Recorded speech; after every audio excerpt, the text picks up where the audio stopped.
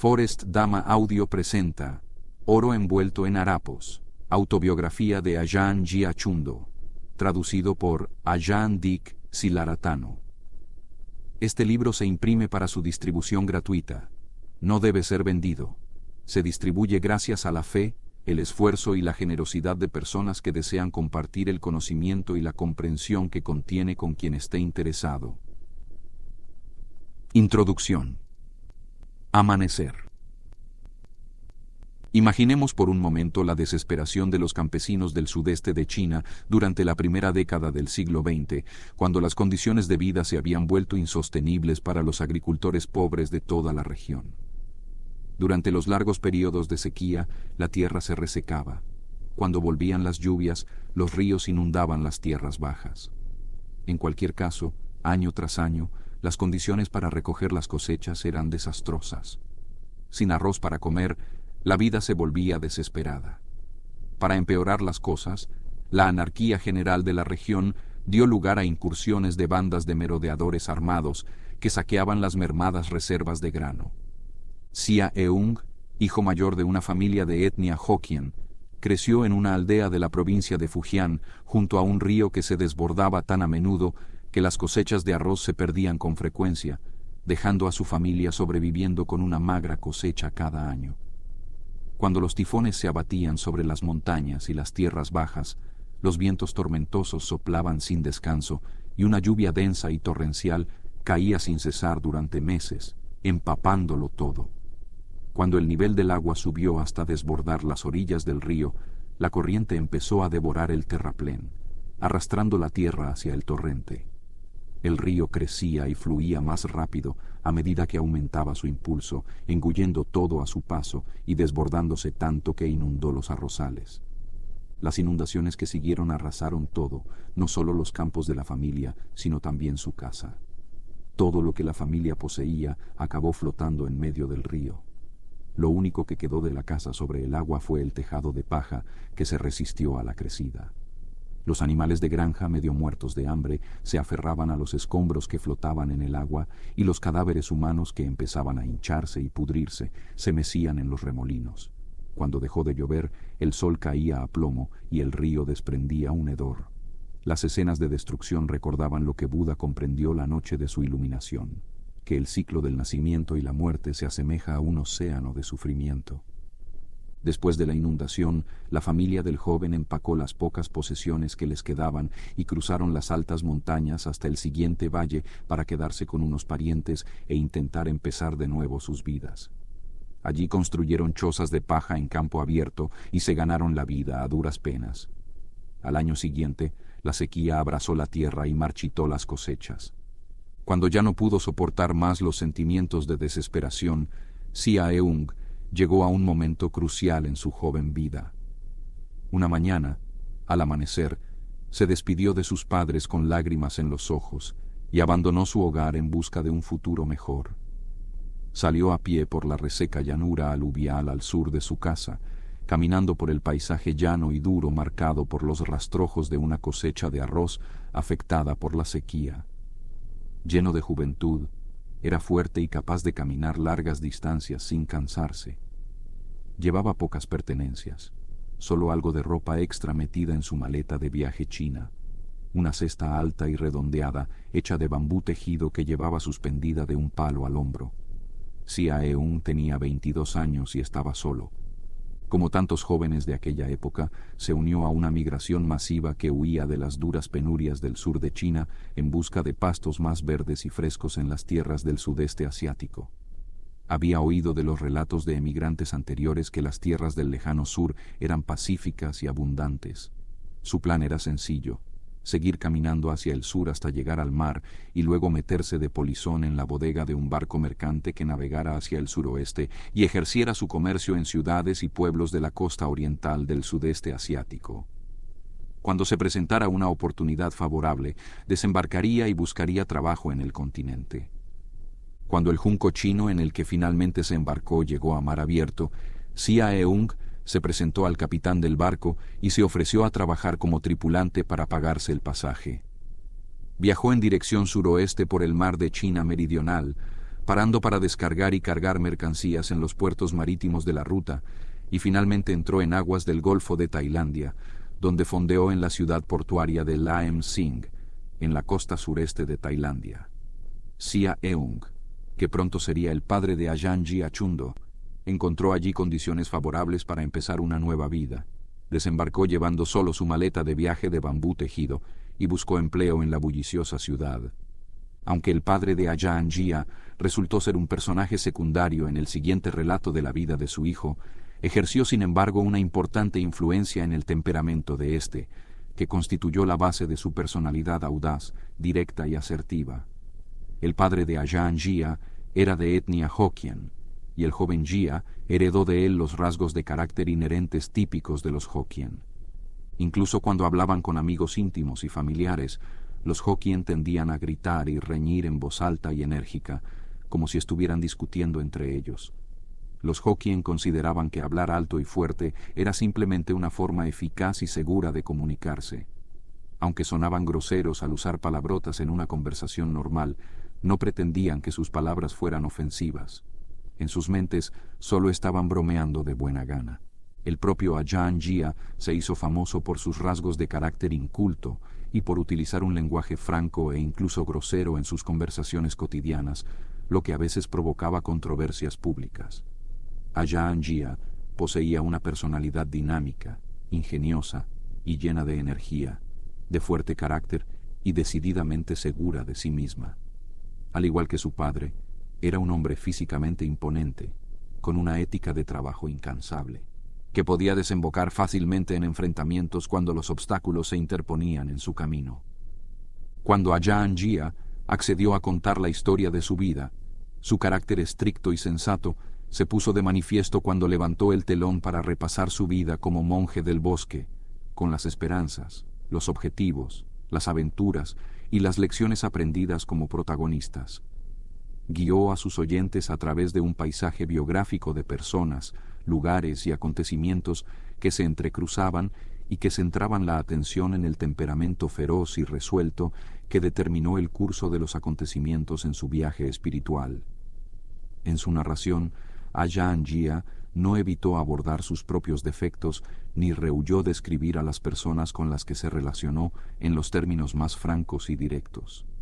En su rigurosa búsqueda de la excelencia espiritual, era tan exigente consigo mismo como con sus alumnos. Sin embargo, no era todo rigor y severidad. Las anécdotas sobre sus hábitos excéntricos y su comportamiento poco ortodoxo, que permiten al lector hacerse una idea más completa de su personalidad, dejan entrever su lado menos desalentador y más humano. En el momento de la primera entrevista, la mente iluminada de Ajahn Jia, cómodamente vestida con los harapos desechados de su personalidad exterior, se enfrentaba al mundo sin sentirse incómodo ni avergonzado. Su relato se lee como si estuviera anunciando al mundo la confianza que sentía en la profundidad y madurez de su entendimiento. Al hablar honesta y abiertamente de sí mismo y de sus hazañas, no ocultaba agendas secretas ni segundas intenciones. Simplemente mostraba los rasgos obstinados y combativos por los que se había ganado el apodo de oro envuelto en harapos. La tarde del 30 de enero de 2000, un grupo de monjes y devotos laicos, que habían practicado durante décadas bajo la guía de Ajahn Jia, se acercaron a su residencia monástica con una petición especial. Tendría la amabilidad de contar la historia completa de su vida para que pudiera ser registrada y preservada en beneficio de las generaciones futuras. Buscaban un relato en profundidad de sus experiencias y reflexiones personales y estaban dispuestos a concederle todo el tiempo que necesitara para relatar su historia. Ajahn Jia tenía entonces 84 años y se acercaba al final de su vida. Sufría múltiples dolencias físicas que habían diezmado su cuerpo y minado sus fuerzas. Recostado en un sillón de ratán con los pies elevados para aliviar su dolor crónico, Ajahn Jia accedió a narrar los acontecimientos de su vida con la condición de que su biografía se utilizara para inspirar a la actual generación de monjes y practicantes laicos a confiar en las prácticas budistas tradicionales que conducen directamente a la liberación del sufrimiento. Las grabaciones tomadas de esa entrevista y de otras posteriores se convirtieron en la historia oral en la que se basa este libro. Mientras los miembros del grupo preparaban su equipo de grabación de vídeo, Ajahn Jia les advirtió de que su memoria se había deteriorado junto con su salud física, una desventaja que probablemente afectaría a la exactitud de sus recuerdos. No obstante, haría todo lo que estuviera en su mano dadas las circunstancias. El resultado fue, de hecho, un relato detallado de los acontecimientos que caracterizaron la vida de Ajahn Jia y de los tiempos extraordinarios que le tocó vivir. A excepción de esta introducción y del epílogo que concluye el libro, el contenido de este libro procede de esas entrevistas grabadas, que se realizaron en un horario regular a lo largo de varias semanas. Las grabaciones de voz se transcribieron posteriormente a la lengua tailandesa y se publicaron como autobiografía titulada Ajahn Jia Chundo, oro envuelto en harapos. Este libro presenta la traducción al inglés de la versión tailandesa, que he reelaborado en aras de la claridad y la fluidez. La versión inglesa resultante es una obra cuidadosamente compuesta. La selección de sus materiales y su disposición en capítulos está guiada por el deseo de destacar temas específicos de la vida de Ajahn Jia y su trayectoria de práctica.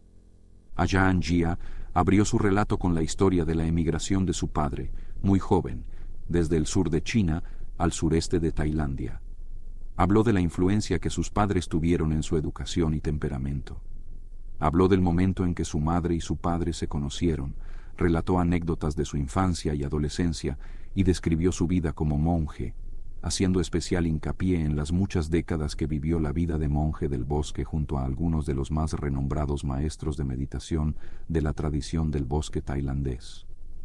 Ajahn Jia nació en una época de viajes a pie y canales de navegación, luz de velas y cocinas de leña, caminos de tierra y calles de grava, y costumbres sociales agrarias. Era una época sencilla, sin complicaciones, en la que los bosques vírgenes, alfombrados de espesa maleza subtropical, dominaban gran parte de la masa terrestre de Tailandia, creando grandes extensiones de naturaleza salvaje que se extendían por muchas regiones del país. Donde hoy las carreteras serpentean por el campo, en aquella época solo había estrechos senderos que atravesaban el denso terreno selvático, donde los poblados se encontraban a menudo a un día de camino. Los bosques que rodeaban esas comunidades estaban repletos de peligrosos animales salvajes, por lo que resultaban aterradores para los habitantes locales. Fue en estos parajes salvajes escasamente habitados donde Ajahn Jia encontraría el entorno ideal para recorrer el noble camino de Buda hacia la iluminación. Como cabe esperar de un relato oral improvisado de la propia vida, su narración de los acontecimientos a veces carecía de estructura y coherencia. Al principio, el recuerdo de episodios de su juventud no siempre seguía el orden en que ocurrieron. En cambio, los recuerdos le venían a la mente de forma más aleatoria, ya que el recuerdo de un suceso o una persona de su infancia le impulsaba a describir un incidente relacionado que había ocurrido años más tarde. Por ejemplo, mientras relataba su vida de adolescente, interponía anécdotas ocurridas después de convertirse en monje, para volver enseguida a la narración de sus experiencias adolescentes. En estos casos, he reordenado el relato reagrupando la secuencia de los acontecimientos para reflejar un orden cronológico lo más exacto posible. Por ejemplo, todas las historias relacionadas con su vida monástica se han colocado juntas. Algunas ocurren en el momento de su ordenación, otras en los años posteriores. Otras secciones de la narración se han desplazado e insertado en lugares donde parecen encajar mejor con el orden biográfico de los acontecimientos, haciendo que esta narración en inglés fluya suavemente de una historia a la siguiente. Debido a su tono conversacional, los recuerdos de Ajahn Jia a menudo parecen divagar y serpentear de un episodio a otro, con la cadena de acontecimientos interrumpida a intervalos por enseñanzas espontáneas del Dhamma. Si Ajahn Jia hubiera decidido editar él mismo el texto antes de su publicación, tal vez habría reducido algunas de las divagaciones y organizado la historia en una estructura más clara. Pero como no expresó ningún interés en hacerlo, el equipo de edición original fue abandonado a su suerte. Reacios a desviarse de la palabra de Ajahn Jia, los editores tailandeses transcribieron su relato oral tal como él lo pronunció y lo publicaron sin cambios significativos. Como Ajahn Jia utilizaba un lenguaje informal, más habitual en el habla que en la escritura, Su narrativa era naturalmente campechana y coloquial. Al no estar ensayado, su discurso se caracterizaba menos por las estructuras gramaticales complejas y el vocabulario técnico, y más por la gramática, el vocabulario y los modismos propios del lenguaje y la conversación cotidianos. Seguir la deriva de sus recuerdos allá donde le lleven confiere a su relato un carácter realista y sin pretensiones. En consecuencia, su narración parece la de un amigo que habla con otro sobre su vida. A pesar de ese estilo informal, cuando el tema del Dhamma aparece en la historia, el tono de Ajahn Jia se vuelve inmediatamente serio, comedido y circunspecto en respuesta y respeto al Dhamma que está expresando. Su relato presenta muchos episodios que detallan los sucesos acaecidos en su vida, algunos de los cuales culminan en vívidas descripciones de las experiencias decisivas ocurridas durante periodos cruciales de su crecimiento y desarrollo espiritual. Se ciñó a los detalles prácticos que definían cada episodio de su vida y no trató de presentar una versión romántica de los acontecimientos. No sentía nostalgia ni añoranza por el pasado. Aceptó la inevitabilidad de un mundo cambiante, permaneciendo pragmático y con visión de futuro a lo largo de toda la narración. Dado que Ajahn Jia hablaba espontáneamente de su vida, era probable que se produjera cierto grado de exageración y embellecimiento, o que ocasionalmente se dilatara en el tiempo y el lugar. Ajahn Jia era a menudo la única fuente de los relatos que daba, y a veces contaba sus historias en más de una versión, lo que inevitablemente daba lugar a ciertas discrepancias y disparidades. He intentado conciliar las incoherencias aparentes dando prioridad a la versión más probable, o, en algunos casos, combinando detalles de varias versiones en una sola, e insertándola en el lugar que le corresponde en la cronología de los acontecimientos. Para contextualizar los hechos, los redactores tailandeses añadían a veces sus propios comentarios o citaban relatos que describían acontecimientos de su vida adaptados de los comentarios de sus contemporáneos. Cuando esos comentarios han sido constructivos, coherentes con el propósito de Ajahn Jia y útiles para aclarar las circunstancias que han servido de marco a un episodio concreto, los he incorporado a la narración. También he suprimido las digresiones que no parecían relevantes para la narración en curso y que solo podían añadir confusión al argumento. El resultado, espero, es un relato biográfico coherente y legible que hace accesible el profundo Dhamma de Ajahn Jia a un público moderno. El relato oral de la vida de Ajahn Jia termina hacia 1984, 20 años antes de su muerte. En lugar de la aportación directa de Ajahn Jia, los editores tailandeses comentaron las 2 últimas décadas de su vida o citaron relatos de otras fuentes. Sin embargo, estos enfoques no eran más que una visión general, a menudo carente de detalles y sustancia. Para remediarlo, he tomado la información proporcionada por los editores, la he combinado con otras descripciones que he podido encontrar y he utilizado ese material para construir una narración del final de la vida de Ajahn Jia. La conclusión resultante de esta biografía, plasmada en un epílogo titulado Atardecer, se centra en 2 temas principales de sus últimos años: la construcción de su monasterio, el monasterio del bosque de Buridatta, y el deterioro gradual de su cuerpo físico. Con el fin de ofrecer una imagen coherente de los acontecimientos que tuvieron lugar durante la construcción del monasterio del bosque de Buridatta, he recopilado y comparado comentarios de sus discípulos con información extraída de fotografías tomadas en diversas etapas durante los 10 primeros años de ese periodo. A continuación, he entretejido estos datos en una descripción que refleja el enorme esfuerzo, la cooperación y la generosidad que requiere una empresa de este tipo, y que funciona como un cuento con moraleja sobre los peligros que la comodidad y los excesos pueden acarrear a una comunidad que lucha por liberarse realmente del sufrimiento. Para describir con exactitud el deterioro físico de Ajahn Jia y su inquebrantable resistencia frente a la acumulación de problemas de salud que experimentó durante los años anteriores a su muerte, consulté primero el material relativamente limitado proporcionado por los editores originales. Se trataba de una serie de viñetas en las que se enumeraban los problemas de salud de Ajahn Jia, los médicos que le trataron, fechas concretas y los hospitales en los que recibió tratamiento. A partir de ahí, investigué las distintas enfermedades hasta poder describir con precisión sus síntomas típicos, y utilicé ese conocimiento junto con fotografías de la época para añadir más detalles a la secuencia de acontecimientos que condujeron a su muerte. Como el deterioro de su salud fue paralelo a otros incidentes que tuvieron lugar en su vejez, utilicé esa asociación para trazar la historia de la vida de Ajahn Jia hasta el final, que culminó con el fallecimiento definitivo del guerrero espiritual el 23 de agosto de 2004. A lo largo de esta traducción, me he esforzado por seguir una tradición consagrada de la biografía budista, que pone tanto énfasis en las lecciones aprendidas de las consecuencias morales de los acontecimientos descritos como en los propios acontecimientos. En otras palabras, en cada episodio de la vida de Ajahn Jia puede encontrarse una lección del Dhamma esperando a ser contada. El propio Ajahn Jia empleó el método de utilizar los recuerdos sobre su vida como medio para presentar a su audiencia importantes lecciones sobre los aspectos prácticos de las enseñanzas de Buda. Las narraciones de Ajahn Jia se contaban desde el punto de vista de un maestro anciano y maduro. Su principal motivo para relatar la historia de su vida era claramente instructivo, ya que su actividad docente se centraba principalmente en los monjes del bosque a su cargo.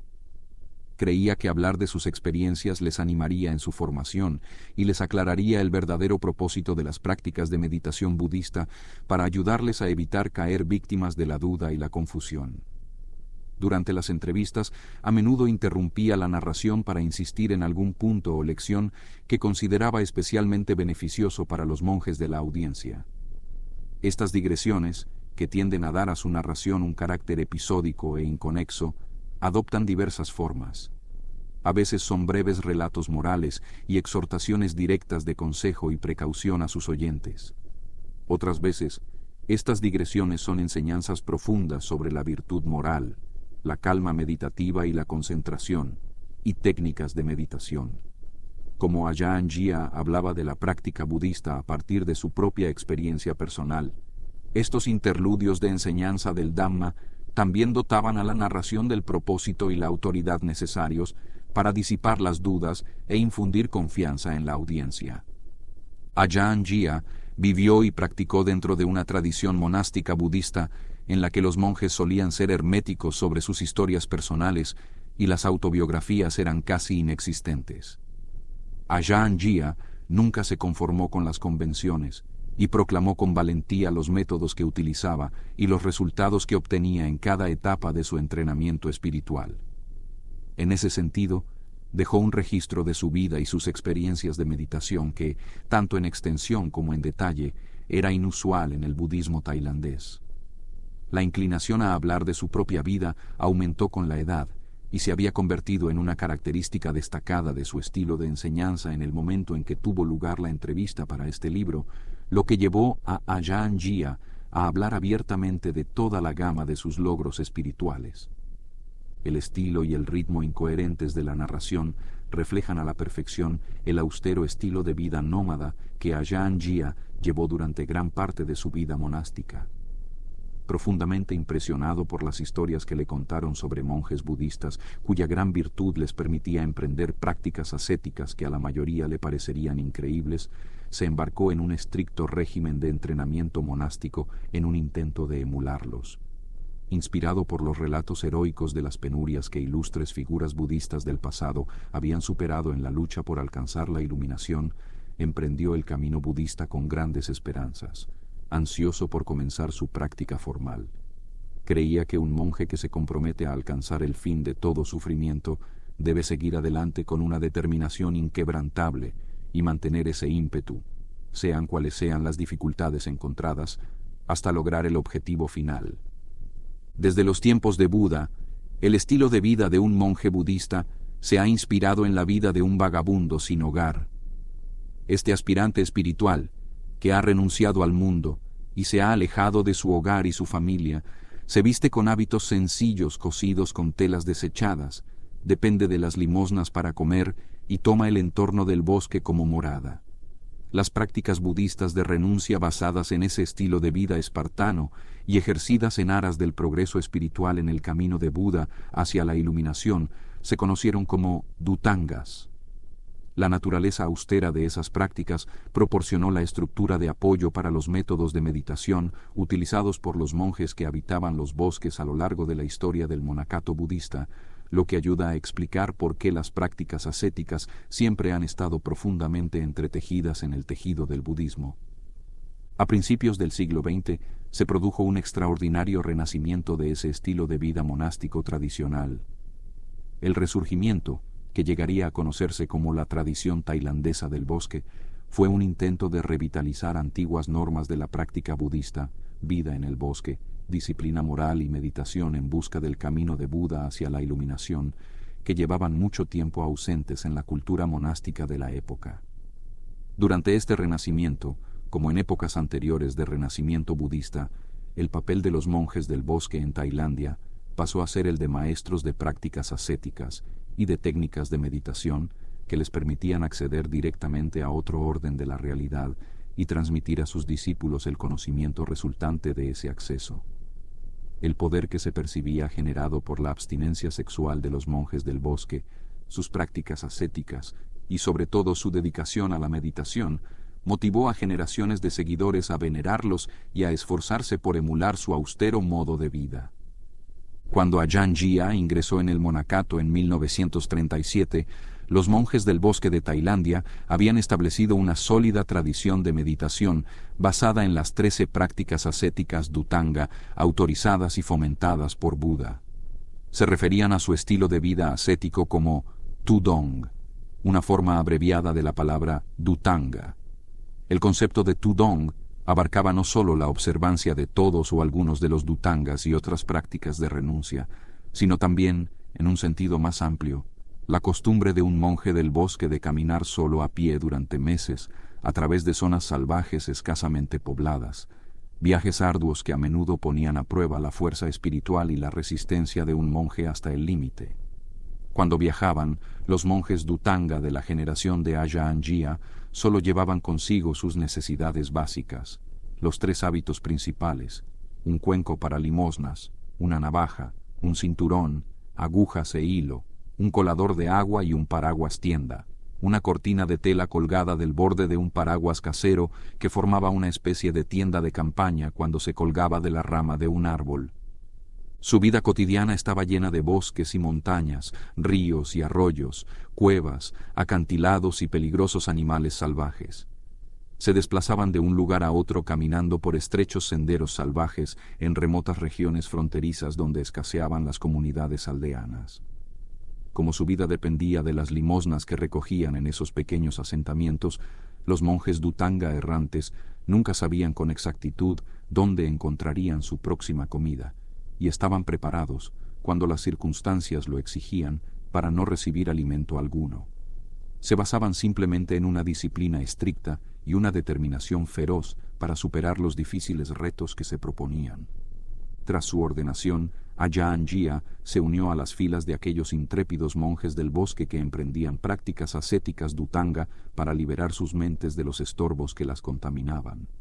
Lograr ese objetivo requería nada menos que una revolución en los hábitos mentales con los que un monje gestionaba su vida diaria. Tal transformación, a su vez, implicaba compromiso, valor y toda una vida de persistencia y disciplina. Ese estilo de vida meditativo combinaba periodos de vida sedentaria, cuando los monjes se reunían en comunidades monásticas forestales para formarse con un ajahn, o maestro de prestigio, con la existencia nómada Dhutanga, que seguían una vez completada su formación. La introducción de Ajahn Jia a las prácticas Dhutanga comenzó con su vida en una comunidad monástica del bosque, donde vivía bajo la atenta tutela de Ajahn Kongma, un monje anciano respetado por su sabiduría. Dentro del monasterio, su vida estaba regulada por un régimen intensivo en el que la disciplina sujetaba al monje en todo momento, en las rutinas de meditación, en los procedimientos de la sala del Dhamma, en los protocolos de maestro y discípulo, en los cánticos matutinos y vespertinos ante la estatua de Buda y en los preceptos disciplinarios que observaban los monjes budistas. A Ajahn Jia se le enseñaron temas fundamentales de meditación budista, como la atención plena centrada en la palabra de meditación Budo y la contemplación del cuerpo humano. al enfatizar de este modo el respeto por los valores monásticos tradicionales. Los monasterios del bosque pudieron mantener la integridad del compromiso de sus monjes con las prácticas budistas auténticas. Aunque muchos monjes del bosque vivieron y estudiaron con sus maestros durante años antes de atreverse a independizarse, Ajahn Jia, con su temperamento audaz y aventurero, fue una notable excepción. Con el tiempo, Ajahn Jia pasó a formar parte de un grupo de monjes del bosque que fueron pioneros en el uso de nuevas e innovadoras estrategias Dhutanga, contribuyendo a añadir nuevas dimensiones a las prácticas ascéticas consagradas por Buda.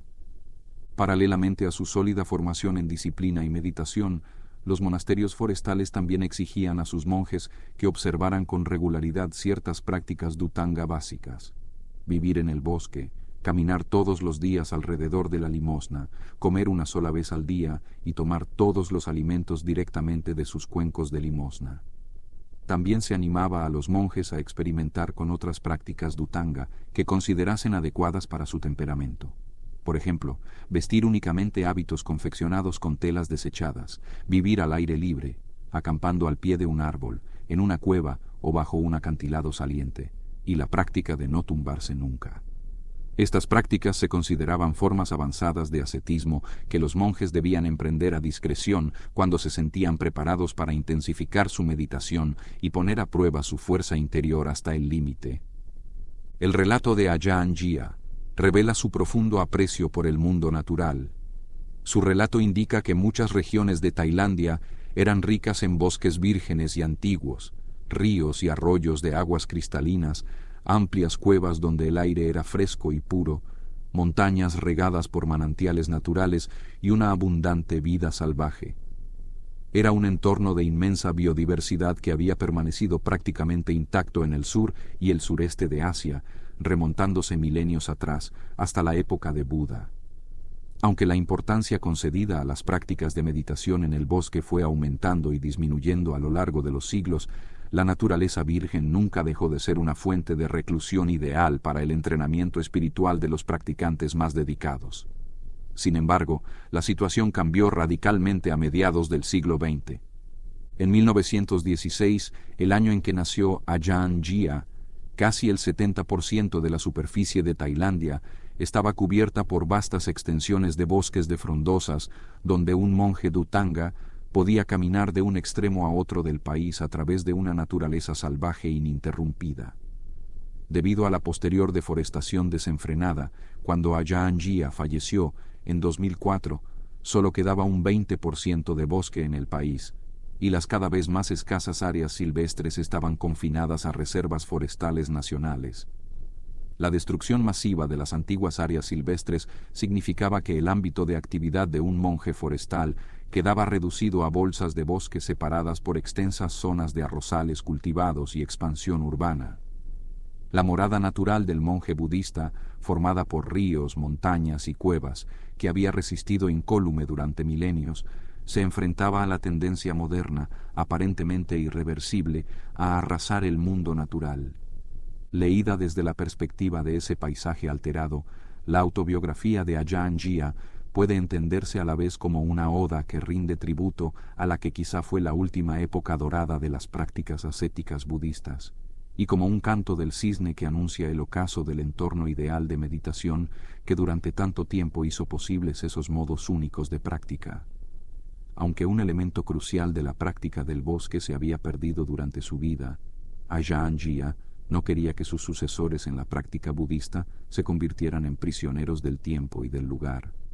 Por el contrario, lanzó el guante a las futuras generaciones de practicantes budistas, desafiándoles a permanecer fieles, bajo cualquier circunstancia, a las prácticas budistas tradicionales que conducen directamente a la liberación del sufrimiento. Oro envuelto en harapos presenta el relato real y verdadero de la vida y la práctica de Ajahn Jia, revelándonos no solo el carácter y la personalidad del hombre que vivió su efímera vida en esta tierra, sino también el noble objetivo que trascendió su persona terrenal para alcanzar, y los medios por los que echó atrás la raída mortaja de esa persona para revelar el oro puro velado tras esos harapos.